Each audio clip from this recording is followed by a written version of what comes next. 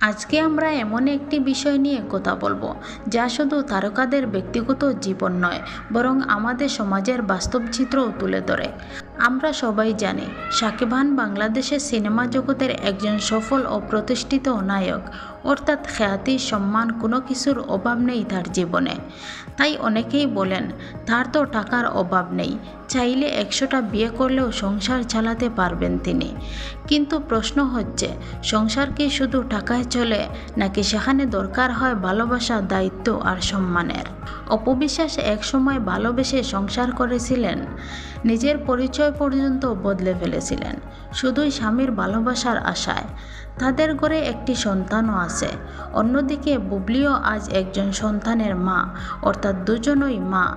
দুজনের জীবনের বড় পরিচয় এখন তাদের সন্তান। তাহলে প্রশ্ন আসে, যদি একজনকে আপন করে নেওয়া যায় তাহলে অন্যজনকে কেন নয়?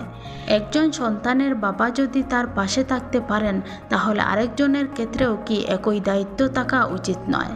দিন শেষে প্রতিটি মাই চায় তার সন্তান যেন বাবার ভালোবাসা পায়, বাবার পরিচয়ে বড় হয়, সমাজের কাছে যেন দিন শেষে মাথা উঁচু করে দাঁড়িয়ে থাকতে পারে। এখানে হয়তো দোষ এক পক্ষই নয়, হয়তো ভুল বোঝাবুঝি ছিল, হয়তো সম্পর্কের টানাপোড়া ছিল। কিন্তু সমাজ সবসময় একজনকে দোষী বানাতে ভালোবাসে, কখনো অপু, কখনো বুবলি। কিন্তু আসল প্রশ্নটা থেকেই যায় দায়িত্ববোধের জায়গায়।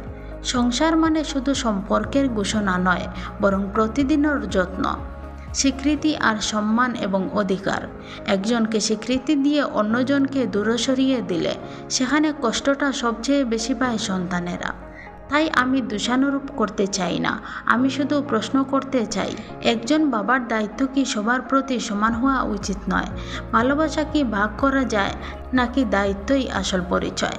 এই প্রশ্নের উত্তর হয়তো আমরা কেউ পুরোপুরি জানি না, কিন্তু জবাব দায়িত্ব আমাদের সবারই আছে। এমন আরও সুন্দর সুন্দর এন্টারটেনমেন্ট খবর পেতে আমাদের চ্যানেলটি সাবস্ক্রাইব করে পাশে থাকবেন। ধন্যবাদ।